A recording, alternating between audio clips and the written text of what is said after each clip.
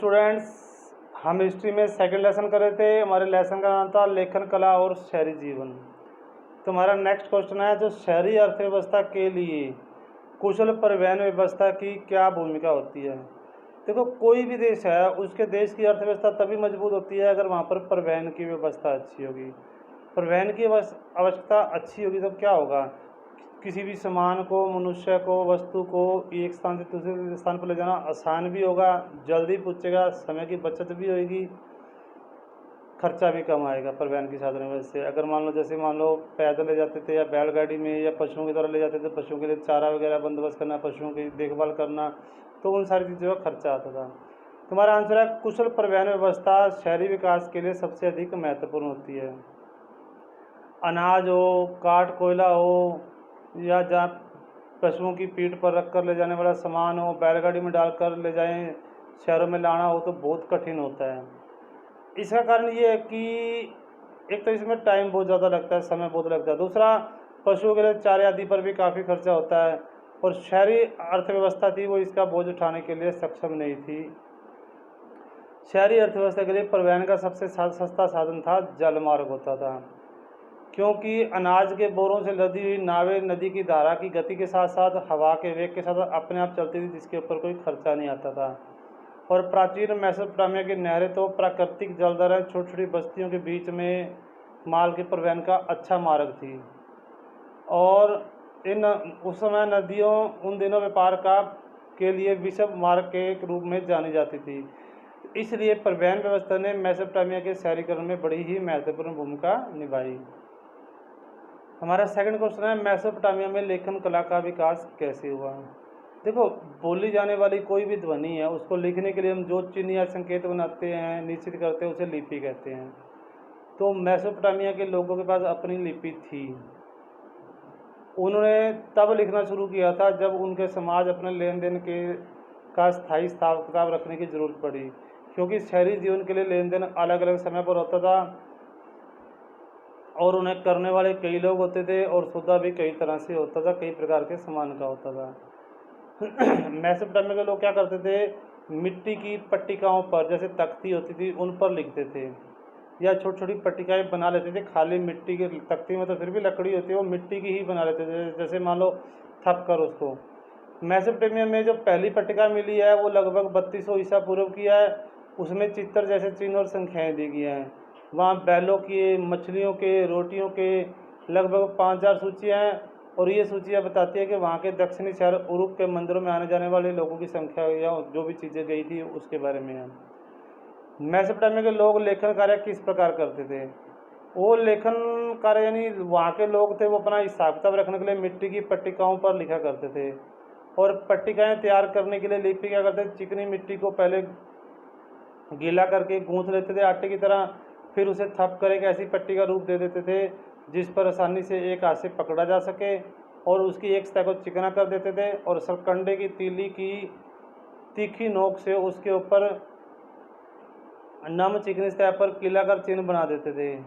और लिखने के बाद पट्टिका को धूप में सुखाया जाता था। सूखने पर पट्टिका पक्की हो जाती थी और मिट्टी के बर्तनों जैसी मजबूत हो जाती, जैसे मिट्टी के बर्तन जैसे मटका भर वैसी मजबूत हो जाती थी और उस पर कोई भी नया चिन्ह नहीं लिखा जा सकता था। इस प्रकार प्रत्येक सौदे के लिए चाहे वह कितना ही छोटा हो, अलग अलग पट्टिका की ज़रूरत पड़ती थी और उन पर लिखा हुआ कोई भी हिसाब किताब गैर जरूरी हो जाता था और उस पट्टिका को फेंक दिया जाता था। यानी जब वो हिसाब किताब कैंसिल होता था वो पट्टिका फेंक देते थे। उसके बाद 2400 ईसा पूर्व में ईस्वी सन की पहली शताब्दी तक मेसोपोटामिया के लेखन और भाषा में क्या क्या परिवर्तन आए। देखो, 2600 ईसा पूर्व के आसपास मेसोपोटामिया में लिपि थी वो कीलाकार हो गई थी। लेखन की भाषा सुमेरियन थी और मेसोपोटामिया की कीलाकार लिपि का चिन्ह किसी भी एक व्यंजन का स्वर या व्यंजन या स्वर को व्यक्त नहीं करता था, बल्कि वह किसी अक्षर समूह की ध्वनि का प्रतीक होता था। इसलिए मेसोपोटामिया के जो लिपिक थे उनको सैकड़ों चिन्ह सीखने पड़े और उसे गीली मिट्टी की पट्टी, जो गीली पट्टी बनाकर उसको सूखने से पहले लिखना होता था, क्योंकि सूखने के बाद उसके ऊपर कोई कार्य नहीं जाता। इसके लिए विशेष लेखन कार्य करने वाले की ज़रूरत पड़ती थी।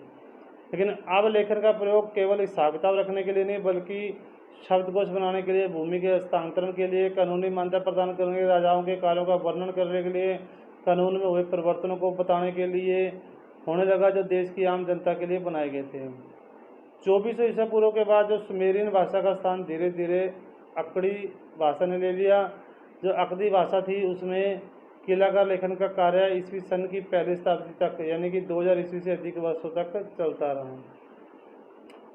उसके बाद उरुक नगर में होने वाली तकनीकी प्रगति के बारे में बताना है। शासक के आदेश से जो साधारण लोग थे वो पत्थर खोदने, धातु खनिज लाने, मिट्टी से ईंट बनाकर मंदिर में लगाने तथा सुदूर देशों में मंदिर के लिए तरह तरह का सामान लाने ले जाने जैसे काम में लगे होते थे। इसके परिणामस्वरूप 3000 ईसा पूर्व में आसपास उस नगर में खूब तकनीकी प्रगति। सबसे पहले क्या हुआ, अनेक शिल्पों में कांसे के औजारों का प्रयोग होने लगा। जो शिल्पकार काम करते थे वो कांसे के औजारों का प्रयोग करने लगे। वास्तुविदों ने ईंटों के स्तंभ बनाना सीख लिए थे, क्योंकि अच्छी लकड़ी न मिल पाने के कारण बड़े बड़े कमरों की छतों के बोझ को संभालने के लिए मजबूत क्षैतीर नहीं बनाए जा सकते थे। फिर सैकड़ों लोगों को चिकनी मिट्टी के शंकु बनाने और पकाने के काम में लगाया गया। शंकु भी भिन्न भिन्न रंगों में रंग कर मंदिरों के दीवारों में लगाया जाता था और उससे दीवारें निखर जाती थी। फिर मूर्तिकला के क्षेत्र में देखें तो उसमें भी बहुत ज़्यादा उन्नति हुई थी, क्योंकि मूर्तियाँ मुख्यतः आयातित पत्थरों से ही बनाई जाती थी। और सबसे बड़ी बात है, प्रौद्योगिकी के क्षेत्र में एक और युगांतरकारी परिवर्तन आया, वह था कुम्हार के चाक का निर्माण। चाक से कुम्हार की कार्यशाला में एक साथ बड़े पैमाने पर दर्जनों एक जैसे बर्तन बनने लगे, क्योंकि कुम्हार चौक से एक जैसे मटके बनाते जैसे तो बहुत सारे बर्तन बनने लगे। हमारा नेक्स्ट क्वेश्चन है, मेसोपोटामिया में मुद्राओं के निर्माण और उसके महत्व का वर्णन करना है। मेसोपोटामिया में 1000 ईसा पूर्व के अंत तक तो पत्थरों को की बेलनाकार मुद्राएं बनाई जाती थी और इनके बीचों बीच एक छेद होता था और इस छेद में एक तीली लगाकर मुद्रा को गीली मिट्टी पर घुमाया जाता था। तो इस प्रकार उसमें लगातार चित्र बनता जाता था और जो मुद्राएं अत्यंत कुशल कारीगरों द्वारा ही उकेरी यानी बनाई जाती थी। कभी कभी उनमें ऐसे लेख होते थे जैसे स्वामी का नाम हो गया, उनके इष्ट देव का नाम हो गया, या उनकी अपनी पदीय स्थिति यानी वो किस पोस्ट पे हैं। ये मोहर को किसी कपड़े की गठरी या बर्तन के मुंह को चिकनी मिट्टी में लीप पोत कर उस पर घुमाया जाता था और उस समय उसमें अंकित लिखावट थी वो मिट्टी की सतह पर छप जाती थी। और मोहर लगी गठरी का बर्तन में रखी वस्तुओं को सुरक्षित रखा जाता था। और जब इस मोहर को मिट्टी से बनी किसी पट्टिका पर लिखे गए पत्थर पर घुमाया जाता था तो मोहर उस पत्थर की प्रमाणिकता का प्रतीक बन जाती थी, यानी स्टैंप लग जाती थी एक तरह से। तो आज आपने इन क्वेश्चनों को अपनी फिर नोटबुक में नोट करना है और अच्छे से इनको लर्न करना है। ओके।